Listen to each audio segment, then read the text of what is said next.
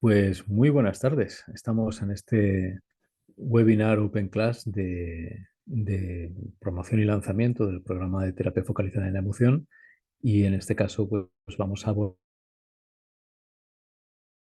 abordar lo prometido que es deuda sobre algunas claves del trabajo con los problemas y dificultades de ansiedad desde esta perspectiva, que voy a intentar que sean claves generales que puedan servir para personas que trabajan desde otros modelos, pero que quieren incorporar o poner en el centro el trabajo activo con la emoción y con las emociones, en este caso, de las personas que llegan a la consulta fundamentalmente con sintomatología ansiosa, con trastornos de ansiedad acorde con el DSM o con cualquier otro criterio de clasificación. Entonces, lo primero que os diría es que todo lo que sepáis sobre ansiedad, por ejemplo, y apego, pues que lo mantengáis, se mantiene, se conserva, va a estar ahí presente.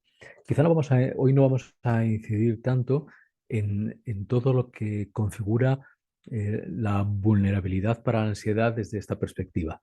Un poquito sí, pero no nos vamos a expandir. Vamos a intentar conectar esto con algunas claves, como siempre, a la presentación para que nos sirva de apoyo.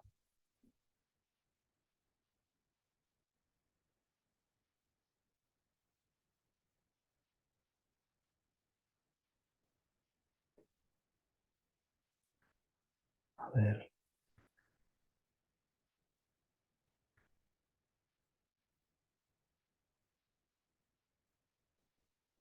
pequeños problemas técnicos. Volvemos ahora a intentarlo. Y a ver si ahora quiere.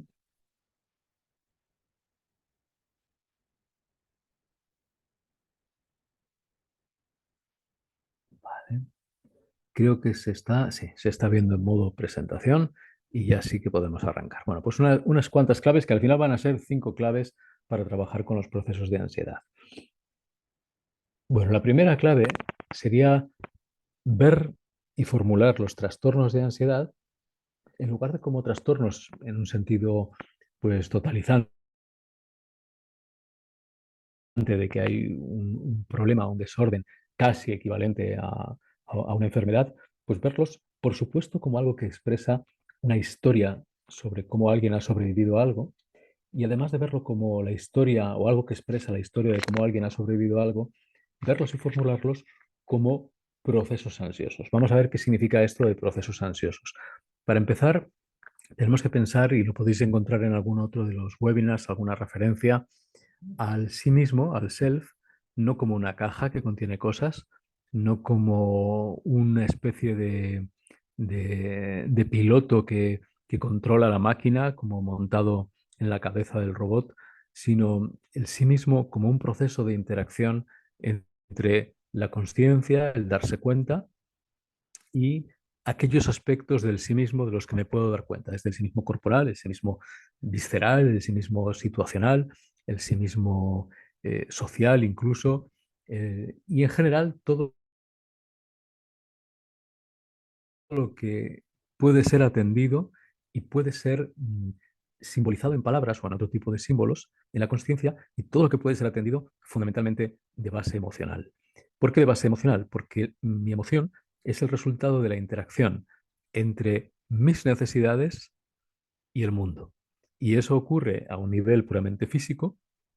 Por ejemplo, si yo me caigo, siento miedo porque experimento el peligro de ir cayendo y hacerme daño, pero también en un plano existencial y, por supuesto, entre medias, en un plano relacional. Mi cuerpo es la interacción entre el mundo y yo y mis emociones son el aspecto subjetivo de esa interacción. Así que el self es un proceso de darse cuenta continuo en el cual interactúan mi cuerpo, mi organismo y el mundo por un lado y mi conciencia y mi cuerpo por otro. Así que los procesos ansiosos nos llevan a, o pensar en términos de procesos ansiosos, nos lleva a que en lugar de pensar en una persona con un problema o con un trastorno de ansiedad, pensamos en una persona que es ella misma como proceso ella misma es un proceso experiencial. Experiencial hace referencia a esta cualidad de atender al mundo sentido en mi cuerpo emocionalmente. Pensamos en la persona como un proceso experiencial interrumpido. Interrumpido en este flujo de atender a lo que ocurre en mis sensaciones, en mis vísceras, en mi posición corporal, en general a todo lo que ocurre en mí, incluido lo más mental, por supuesto. Interrupción de esa atención e interrupción de cualquier capacidad de simbolizarlo, de expresarlo y, por supuesto, de expresárselo a otro. Esto no quiere decir que las personas que son procesos ansiosos con patas o que somos procesos ansiosos con patas eh, no nos comuniquemos nada, porque sí que es posible que algunas personas, además de experimentar la ansiedad, pues comuniquen su ansiedad. Lo que pasa es que no es lo mismo comunicar un síntoma que comunicar algo más vulnerable, y no solo más vulnerable, sino algo a lo que he podido acceder porque mi proceso experiencial no está interrumpido. Y además, pensemos que se trata de una persona que es un proceso experiencial interrumpido y que curiosamente esa misma persona se ha reorientado rígidamente en una determinada dirección o en un determinado movimiento que es el que confiere el perfil sintomático específico. Vamos a ver qué estamos diciendo. Usted me dice que yo soy un proceso experiencial que lo que hace es entrar y salir de la experiencia sentida corporalmente. Muy bien. Por ejemplo, Ciro, que estás sintiendo ahora en tu cuerpo, pues tal, no sé qué, ¿qué te dice eso de ti? Pues me dice que no he comido, a lo mejor me dice, o que he comido poco, eso sería algo más superficial. Me doy cuenta, lo puedo comunicar, lo puedo compartir con otra persona y hasta aquí iría bien. Pero si mi proceso de hacer esto y esto está interrumpido y bloqueado, no simplemente ocurre en los procesos ansiosos que esté interrumpido, es que además inmediatamente hay una redirección de la conciencia, del darse cuenta, del atender, sobre todo de la atención, perdonad, más que el darse cuenta, de la atención hacia otro plano y hacia otro escenario en el que van a ocurrir cosas que en realidad no son relevantes, pero por analogía, o si quieres simbólicamente, sí guardan relación con lo que está interrumpido en mí. Y eso es lo que va a conferir parte del perfil ansioso específico que trae el paciente. Vamos a ver ahora que esto ocurre en virtud de dos movimientos, pero de momento vamos a fijarnos en que si yo he tenido mi proceso experiencial y me he redirigido en un movimiento hacia afuera, a algo que no está en mí, entonces mi perfil ansioso puede tener que ver con que me he redirigido hacia el mundo social y de las relaciones, y entonces o puedo redirigir mi proceso hacia todo en general y los posibles peligros que acechan a nuestra frágil humanidad, y entonces estaría más, ya que ocurra algo que yo no haya podido controlar, podría estar más en un perfil de ansiedad generalizada, podría estar orientado en un movimiento hacia hacia los riesgos de que algo falle en mi cuerpo y entonces estar más en un perfil hipocondriaco, o podría estar más orientado hacia que algún objeto o situación se me vuelva en contra y entonces tendría más un perfil fóbico porque voy a tratar de evitarlos, o podría estar orientado más bien hacia, qué más nos quedaría por ahí? Por ejemplo, hacia los riesgos del abandono con mayor o menor conciencia de que yo haya experimentado un abandono en momentos anteriores en mi vida y que por supuesto me encuentre en una situación de apego inseguro. Y podría orientarme, por ejemplo, también me podría orientar al ir hacia el mundo de fuera, hacia todas aquellas situaciones demasiado estrechas o demasiado amplias en las que si me ocurriera algo sería imposible recibir ayuda. Entonces podría tener un perfil más bien agorafóbico y claustrofóbico, etcétera. Y por supuesto, podría orientarme hacia la construcción de un mundo abstracto sustitutivo de la vida carnal y sentida, que constituiría el momento obsesivo, eh, pero que como tal corre siempre el riesgo de derrumbarse porque es una construcción abstracta, es como empezar a sustituir la vida por un matrix personal que está hecho de pensamientos y tarde o temprano de rituales, que en un momento dado se cae porque no consigue sustituir al mundo real en el que sí que hay emociones y sí que hay relaciones desafiantes. Entonces, en cualquier momento puedo estar bajo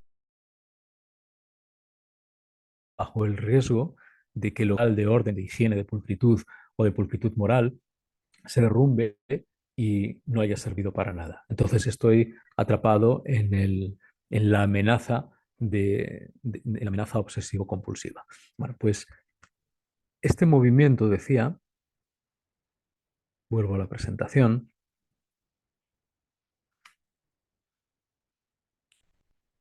que confiere perfil sintomático a nuestro paciente, nos acerca a la clave 2, que es ayudar a la persona a captar estos movimientos de su proceso ansioso con mayor detalle. Porque estos movimientos, aunque pueden ser tan variados como he dicho en esos perfiles ansiosos, en la base esencialmente son dos. Un movimiento de la persona es actuar sobre el self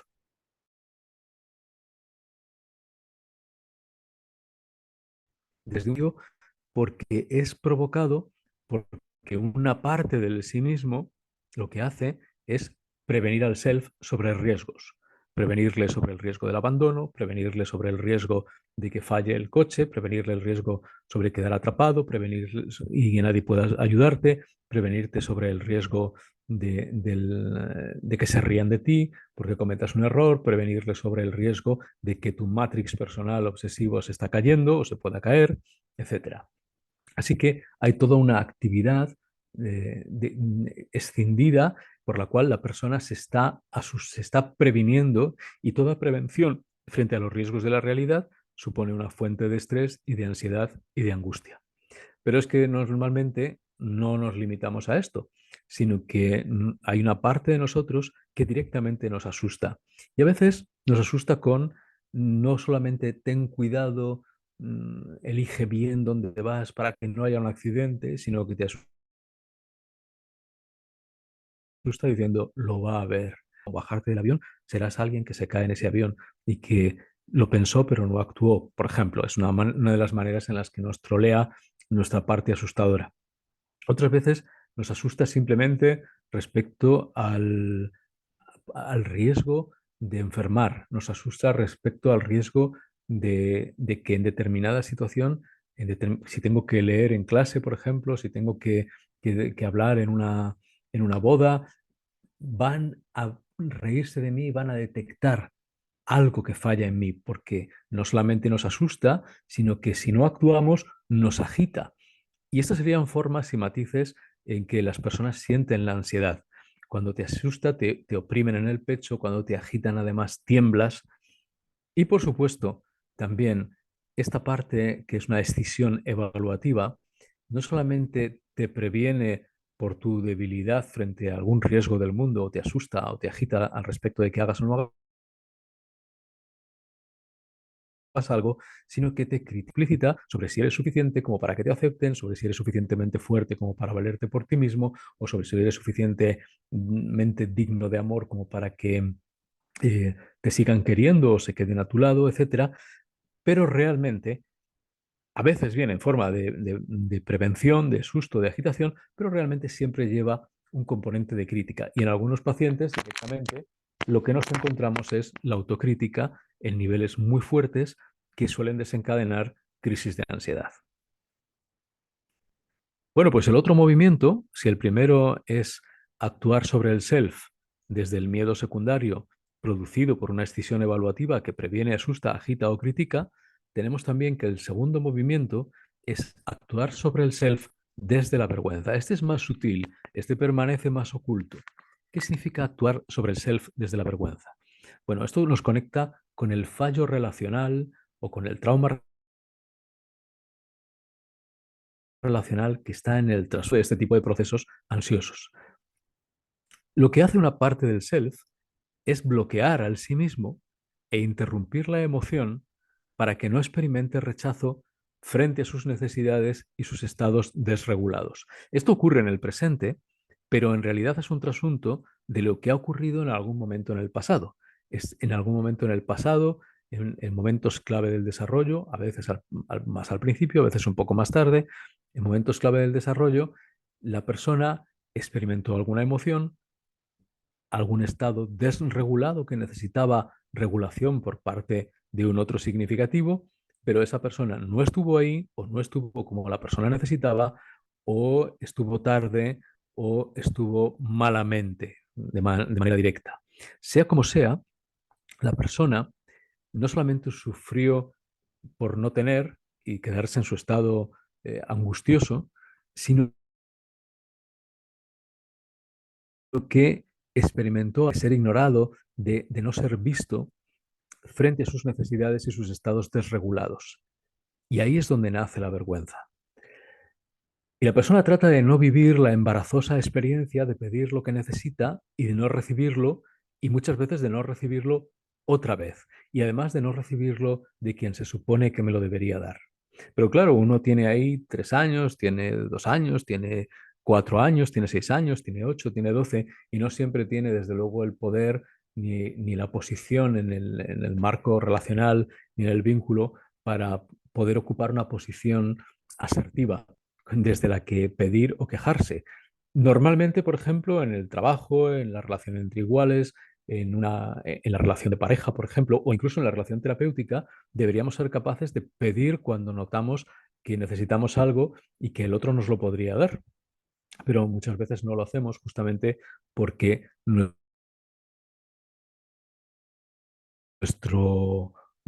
por interrumpir nuestra conciencia sobre nuestra necesidad y nuestro sentimiento, que sería el caso del bloqueo, para no experimentar otra vez este fallo y en algunos casos además experimentar esta forma secundaria de miedo que proviene de que alguien nos asuste sobre que algo no va a ir bien, aunque sea cambiando de plano, en lugar de en el plano relacional original, pues en el plano de las fobias, en el plano de los, en el plano de los escenarios específicos de cada trastorno de ansiedad.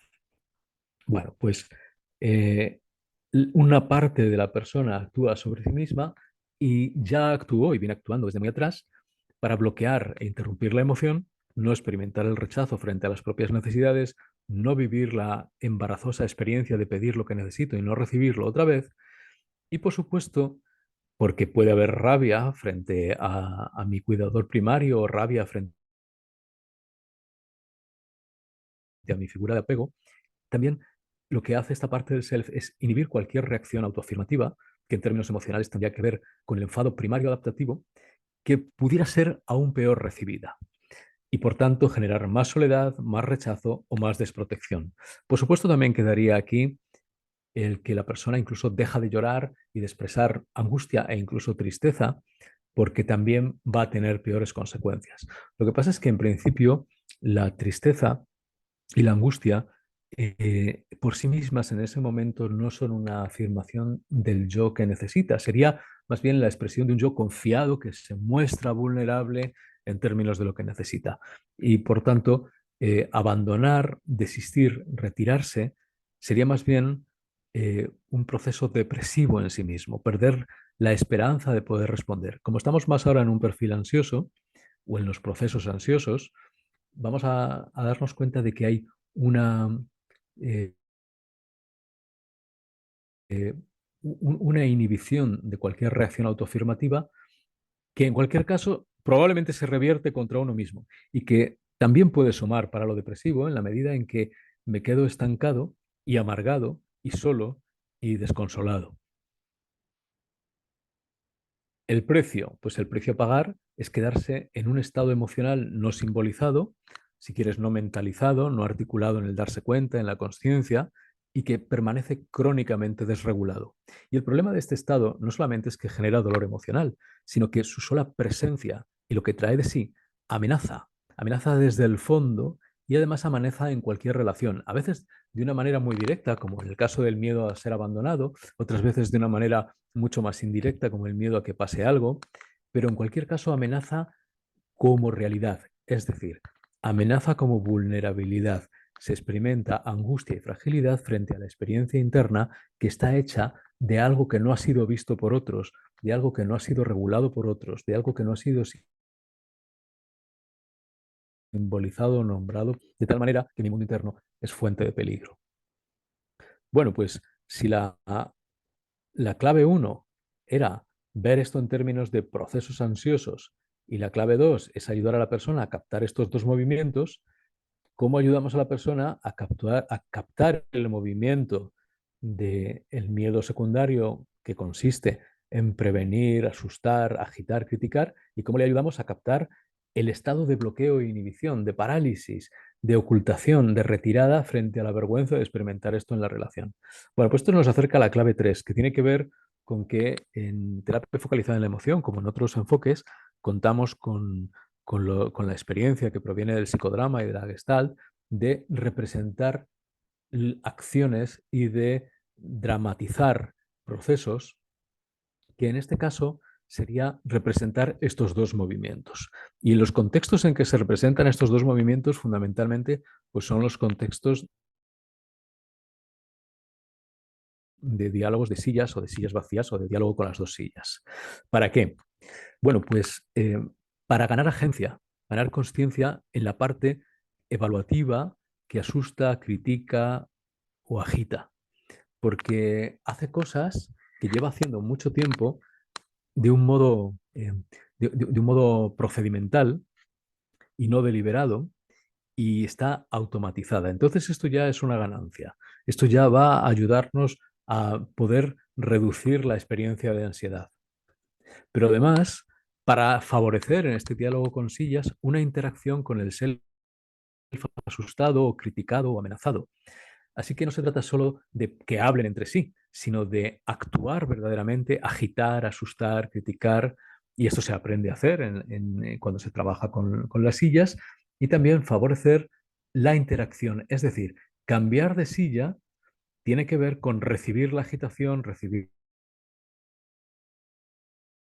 la amenaza, recibir la crítica, experimentar algo ahí y no dejar que se apague la llama. Experimentar algo y no caer en el estado de bloqueo y poder comunicarlo. Y cambiar de silla de nuevo tendría que ver con reaccionar frente a esta nueva experiencia. Representamos los movimientos también para permitir al self asustado desbloquearse en el marco relacional actual de la silla vacía con la parte asustadora o crítica. Así que estaríamos superando la evitación de la vergüenza y estaríamos ayudando a la persona a pedir lo que necesita. Y una de las cosas que sabemos es que cuando puede pedir lo que necesita, desde un estado conectado consigo misma, aparecen nuevas emociones. La persona experimenta vulnerabilidad en el acto de pedir y tratamos de que esa vulnerabilidad sea vivida en ese marco relacional ampliado por la presencia del terapeuta y que no sea disociada o no sea rechazada esta vulnerabilidad. Y a su vez esto permite, reaccionando frente al dolor, que la parte evaluativa, crítica, asustadora, agitadora, se suavice eh, y que al suavizarse bajen las revoluciones del proceso ansioso dentro de la persona. Y ahí os pido disculpas porque se me ha montado y que la parte que experimenta la vulnerabilidad se sienta autorizada y validada en sus sentimientos y necesidades. Quizá la cosa es un poco más compleja porque la parte asustadora muchas veces lo que hace es contar una historia que justifica o explica por qué asusta, por qué critica, etcétera. Y esto nos permite ir moviéndonos del mero escenario actual entre la parte asustadora y la parte asustada hacia otras situaciones, otros vínculos, otras relaciones, a veces del presente, a veces del pasado relativamente reciente y otras veces de las etapas tempranas del desarrollo. Y vamos a ir cambiando de escenario en el trabajo con sillas hacia lo que vamos a ver dentro de un momento, que sería el trabajo con otros significativos y figuras de apego. Sea como sea, acceder a esta vulnerabilidad en un marco relacional actual nos permite que la persona o ayudar a la persona a regular los estados internos que habían quedado bloqueados y sepultados bajo capas de procesos de asustar. Entonces, ahora sí que ayudamos a la persona a que en lugar de reexperimentar los fallos relacionales que hicieron que tuviera que bloquearse para no sentir la vergüenza de necesitar, o la vergüenza de ser abandonada, o la vergüenza de experimentar la soledad del abandono, o la vergüenza de experimentar la vergüenza del rechazo, o la vergüenza de pedir ayuda porque tengo miedo. En este caso, facilitamos, por un lado, la regulación al poder simbolizar todo en la conciencia y ser expresado en un marco relacional actual, que es mi relación con la parte asustadora, y por otro lado, vamos a intentar que ese miedo, que esa soledad, que esa vergüenza que habían quedado en el fondo, puedan ser transformadas y convertirse en seguridad, compañía y aprecio. Un primer nivel de transformación es el que va a poder enfadarse con la parte asustadora o crítica y reclamar lo que es suyo aquí y ahora.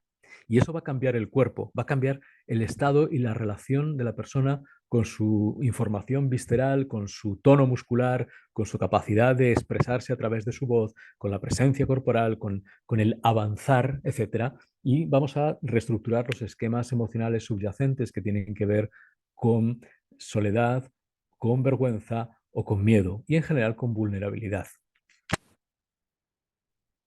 Y representamos los dos movimientos para dejar de vivir las propias necesidades emocionales como amenazas. Es decir, como todos esos estados emocionales no resueltos estaban al fondo llamando a la puerta, toc, toc, toc, toc, estamos aquí, las señales internas, las señales viscerales, las señales corporales de que algo pasa, normalmente han sido como peligros y luego recolocadas en un marco y en un escenario narrativo eh, que ya tiene que ver con el perfil sintomático. Pues como señales de que algo malo va a pasar, como señales de que me va a dar un infarto, como señales de que estoy en peligro o como señales de pérdida de control en general. Hasta aquí la clave 3. Vamos con la clave 4. Reencuadrar el drama que se ha dado entre partes en el marco relacional de los vínculos, de modo que esto nos permita trabajar con asuntos no resueltos interpersonales, no intrapersonales, sino interpersonales en la silla vacía. Fijaros que hasta aquí utilizamos la regulación emocional para permitir que pasen cosas, no para reducir la ansiedad simplemente. Si bien es verdad que de modo sintomático utilizamos cualquier recurso que esté en nuestra mano para regular la ansiedad que proviene, en primer lugar, de los procesos de asustarse, el primer movimiento hacia el que va la persona, y de aislamiento, fruto de bloquear las emociones primarias desadaptativas que están en el trasfondo y que tienen que ver con el fallo relacional y que dejan a la persona en un estado de fragilidad crónico. Bueno, pues ahora vamos a reencuadrar el resultado de haber trabajado con el diálogo de las dos sillas, con la parte crítica o asustadora. Vamos a desplazarnos hacia los vínculos en los que no solamente esta parte crítica asustadora se formó, sino en los que la persona quedó desamparada y que muchas veces son revelados por el acceso a memoria episódica a través del contacto con memoria procedimental y corporal, y otras veces porque la propia parte asustadora o crítica desvela la historia que justifica su existencia y que utiliza y frente a la cual espolea a la persona a veces para que espabile,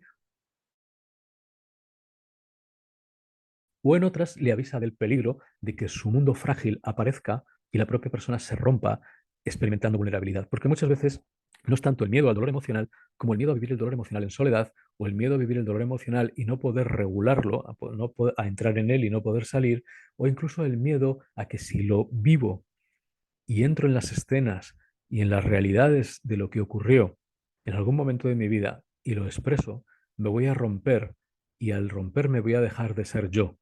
Por eso hay un aspecto de corregulación en la relación, hay un aspecto de regulación emocional explícita cuando la emoción es desbordante, pero sobre todo queremos que haya un proceso de regulación emocional resultado de poder simbolizar la experiencia tal y como es, sin la presión de la parte crítica y sin las autointerrupciones, y expresándola a un otro que la pueda validar. ¿Quién es el otro? Hasta ahora, en las claves anteriores, es la parte asustadora o la parte crítica. Ahora empieza a ser el otro significativo que vamos a señalar, que vamos a sentar en la silla de frente. Entonces, primero exploraremos, aunque este orden es un orden teórico, porque luego la vida y los marcadores de lo que ocurre en la sesión imponen su propio orden, pero digamos que al menos teóricamente, primero vamos a explorar los vínculos de apego o las situaciones de apego en las que hubo estos fallos relacionales. Pero hay veces que no podemos empezar por aquí porque esto es demasiado o porque y la persona necesita tener experiencias de entrar y salir victoriosa de estos procesos y tenemos la opción de otros vínculos con otros significativos a lo largo del desarrollo, un profesor, una jefa que tuve, alguna persona que me trató mal o que me ignoró en mis sentimientos, en mis necesidades, en mi vulnerabilidad y con la cual, por supuesto, tengo algo pendiente, pero que muchas veces es relativamente análogo o se solapa con las experiencias anteriores en los vínculos primarios. Y también vamos a favorecer sillas vacías, llegado el caso, con otros actuales del presente, que pueden ser físicos, personas físicas, mmm, con las que tengamos algún tira y afloja o alguna situación abusiva incluso, o pueden ser otros estructurales. ¿Qué quiere decir otros estructurales? A veces es mi relación con la universidad, mi relación con la empresa, mi relación con el colegio, mi relación con la comunidad de vecinos, mi relación con las administraciones públicas, porque la persona sí que puede haberse visto maltratada en alguna de estas relaciones. Entonces, estaríamos haciendo 3 trabajos terapéuticos ahí o 4. El primero, estaríamos reparando una mala experiencia vivida con estas figuras. Ahora que hablo de los vínculos actuales o relativamente recientes, que no son del desarrollo. Otra, estaríamos permitiendo a la persona fortalecerse, desarrollar resiliencia frente a los sentimientos difíciles, pero también agencia y capacidad de afrontamiento frente al otro para hacer valer sus necesidades, ni el proceso de asustar y facilitando un enfado asertivo que me proteja y cuando sea necesario una tristeza primaria adaptativa que me permita hacer el duelo de lo que yo esperaba en estas relaciones actuales. Otro trabajo terapéutico que está implícito en esto tiene que ver con afirmar también la vulnerabilidad real de las personas que a veces están en entornos hostiles en los cuales necesitan apoyo para resistir y para encontrar la vía de salida o de escape. Estos entornos hostiles a veces son sociales, étnico-raciales, culturales, de género, económicos, y parte del apoyo terapéutico es ayudar a procesar las dificultades para afrontar que no provienen de la mera carencia de habilidades, sino de la entrada en estos estados primarios desadaptativos por lo que está en el trasfondo de mis heridas y porque revivo el fallo relacional el fallo relacional del pasado en estas relaciones actuales. Y bueno, y por último, podemos fortalecer la calidad y la cualidad de los vínculos actuales y que estén por venir, de los nuevos vínculos.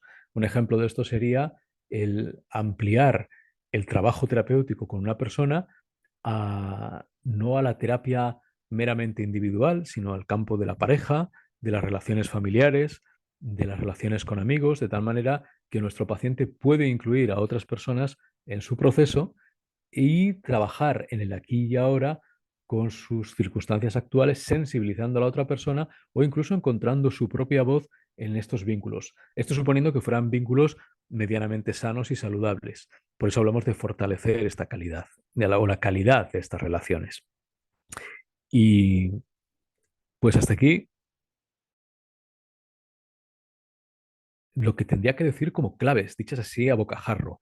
Gracias por vuestro interés, nos vemos en la próxima y tenemos tiempo, así que voy a dejar la presentación para ver si está alguien al otro lado y quiere comentar. Por ejemplo, María sigue por ahí, así que estamos disponibles. María, ¿cómo estás? ¿Te ha Muchas llegado algo de esto? gracias. ¿Qué feedback me das? Mucho. mucho porque es verdad que hacía tiempo que no ponía en práctica alguna de estas técnicas. La silla vacía sí que la uso de vez en cuando, pero bueno, quizá no tan consciente de lo que tengo que trabajar, ¿no? Mm, O más, bueno, bien, reactivar ahí mm. conocimientos y volver a plantearme. Me han gustado mucho sí, los puntos que has planteado. Es verdad que ha habido alguna parte que me he perdido un poco, pero por mi situación que he estado moviéndome, pero me ha resultado muy claro. Sí, se te ha ido un poquito el sonido en algún momento y no podías pillarlo bien. Sí. Mm. De todos modos, como queda grabado, puedes volver sobre ello y cualquier duda que tengas, pues también me puedes mandar un email y decir, a ver, Ciro, ¿qué querías decir aquí?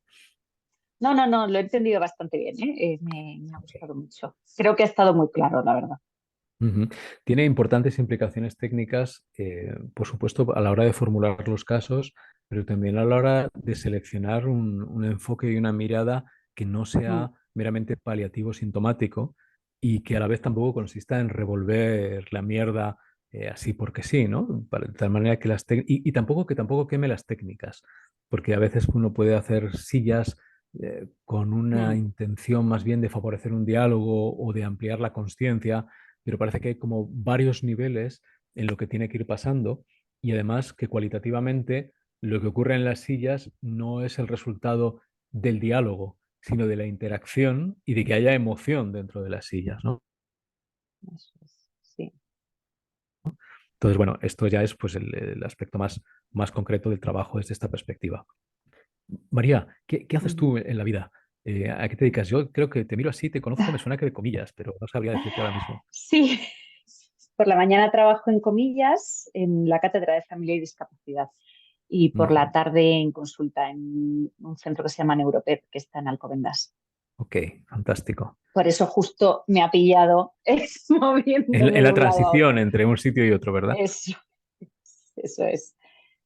Ujú. Pero bueno, y es verdad que mi perspectiva es más, o sea, mi corriente es más cognitivo-conductual, pero bueno, al final el haber estudiado en comillas te llevas Claro, eh, claro. una visión, ¿no? De la Mm, psicología y de la persona y del trastorno incluso distinta que mm, lo que veo en otros compañeros, ¿no? Y claro. bueno, pues el recordar esta visión, ¿no? Y tenerlo más presente creo que me ayuda en el trabajo. Mm. Pues puede tener dos efectos. Puede tener un efecto de utilidad o de agobio. Y dice, ¿y ahora cómo meto esta visión y la tengo más presente en lo cotidiano? Pero bueno, espero que tú No, no te encuentres la creas, no te manera. creas. Sí, no, yo creo que lo que te digo, al final uno trae en el ADN de comillas Mm, otra mirada, ¿no? es verdad, es Y de verdad. hecho me pasa que con compañeros de trabajo pues tiene una perspectiva mucho más conductista y siempre mis sensaciones de, pero si falta tanto Mm, ahí, mm, ¿no? Y fijarse solo en la conducta, te estás dejando tanto por detrás que bueno, mm. Pues creo fíjate, que ampliar un poco esa parte es muy interesante. hay uno de las Open Classes, uno de los webinars, que no lo pude dar el otro día por circunstancias técnicas, que se Mm. centra en cómo trabajar con un foco en la emoción sin que necesariamente abandone uno otro enfoque terapéutico con el que trabaje. Ujú, Lo voy a dar en cuanto tenga un hueco, como ujú. complemento a esto que estamos diciendo. Ah, qué em, bien. y, y- y nada, pues que eso que también quedará por ahí. No sé todavía exactamente, probablemente pueda sacar un hueco para hacerlo mañana y lo subiré también. Y nada, y por lo demás, pues coméntale a tus compis que a los que les Sí, sí, falta a lo sí. mejor este barniz o este dorado vuelta y vuelta, por lo que no es puramente conductual, por ejemplo, pues para que se apunte alguno y poder terminar de hacer un grupito estupendo que nos sale grupito para los viernes Ah, qué de bien. formación. Entonces, pero todavía es un grupito que si tuviera dos, tres personas más, eso enriquece mucho más Ujú. la participación y todo eso. Pues hoy he encontrado la Ah, bueno, información se me de olvidaba que sexualidad. el webinar este de... Sí, Mm, perdona, dime. pues ante cualquier duda que me llamen. No, no, perdona, es que no te había oído bien. Si decías que habías encontrado Que la sí, es información de que casualidad, encontré la información de casualidad, pero sí, si me la pudieras enviar de otros webinars o del grupo, pues te lo agradecería por supuesto, ahora mismo para poder compartirlo. sí, Muy bien. te lo mando. Que me había acordado de que lo del webinar este de cómo trabajar con un foco en la emoción sin abandonar el propio enfoque. Ujú, Claro, pues un webinar de una hora tampoco da para hacerlo todo, ¿no? Pero lo pensaba centrar en cómo, por ejemplo, en algunas claves generales para hacer eso, pero cómo adaptar, por ejemplo, el trabajo con la reestructuración cognitiva, que es una ujú. técnica que es pues, muy Sí, generalizada, muy popularizada, y cómo poder ponerla en esta pista o en este contexto del trabajo focalizado en la emoción, sin necesariamente dejar de lado una habilidad que ya tienes y que te funciona. Simplemente pues, poder ampliar el rango de aplicación o quizá de eficacia, o por lo menos probar y tantear. qué interesante. Muy bien. Pues Así yo que todo lo que me por ahí envíes, iría la cosa. todo lo que pueda lo comparto y me apunto. Vamos, Fenomenal, me María. parece Oye, que en ese me alegro sentido. mucho. Muchas Sí, gracias, Tiro. un placer. Y nada, que nos vemos cualquier día de estos en lugar de online en persona y sea en comillas, sea en la formación o sea por la vida. Muchas gracias, María. Un placer tenerte. Perfecto, gracias. Hasta luego.